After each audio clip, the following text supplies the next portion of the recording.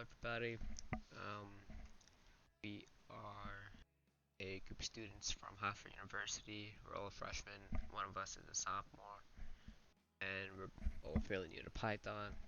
We decided to participate in this hackathon. We are programming a web browser or a news aggregator solely based on COVID data and the election of 2020. So with this program, we use Kinter, which allowed us to help set up a nice GUI, which we were able to set up um, an actual GUI for the user to see and mess around with, as well as radio buttons. And I'm going to go ahead and just quickly sum up the code that we did. So this is a basic function that just opens up the link, so whenever you do click the radio button, when it processes that the user has pressed the radio button, it will open up the link. So that's just a short, definition. And then over here, the format response. This is for when we want to get some COVID data about a certain country.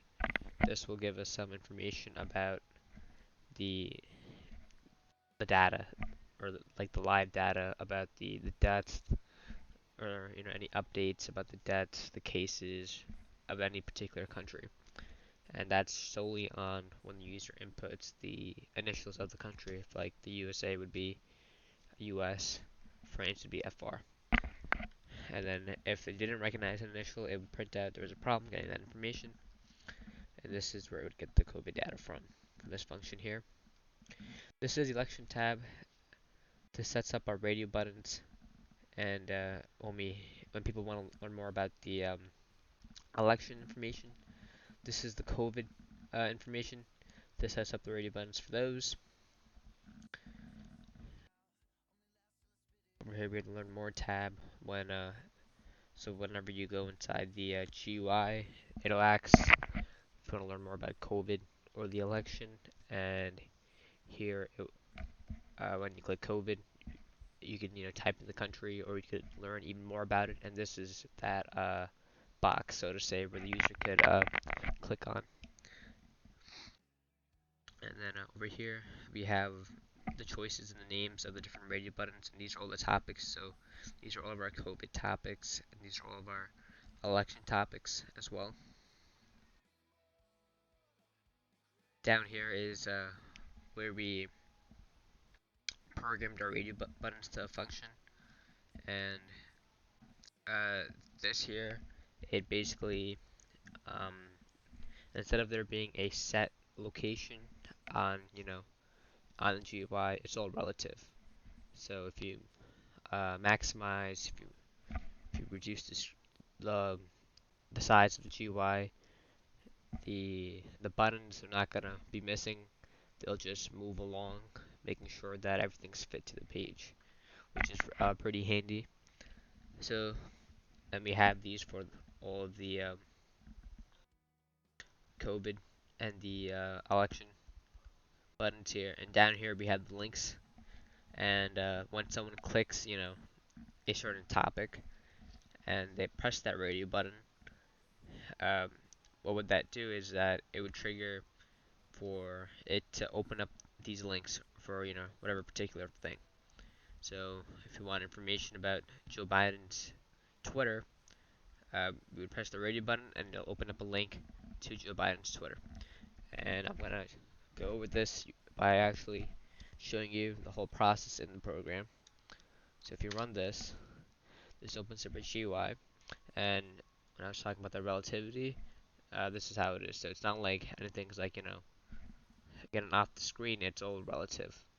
All of the locations are relative, that they're expanding and all that, which is pretty unique.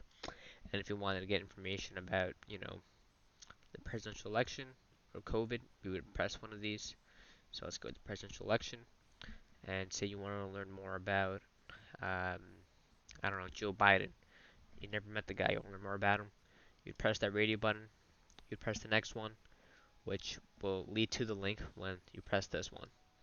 And this will open up a page about Joe Biden and his information here. And Same thing with all of the other programs here. So if we wanted to check out the election predictions for the 2020 election, we press this radio button here, and it gives us predictions um, and all that. And the same thing with all of these other ones. You know, you press them, you can get the links for each of them. It's pretty handy. And over here, it'll show you what you're looking at as well. But say if you wanted to get information about COVID now, you'd press on the COVID-19 tab, and say you want to learn about a particular country, let's say the US, we'll type in the initials, press submit.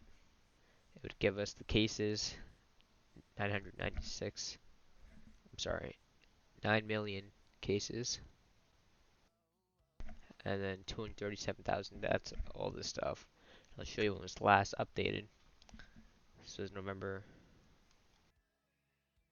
and we can look up other countries too, such as France and all that. It doesn't stop. These are all the French cases, and another country. If I could remember the initials of some, let's try England maybe. I think this is England, and these are all the English cases and all. And say you want to learn more about COVID and not just these stats and all that, you could press this tab here. And same thing with the election um, side.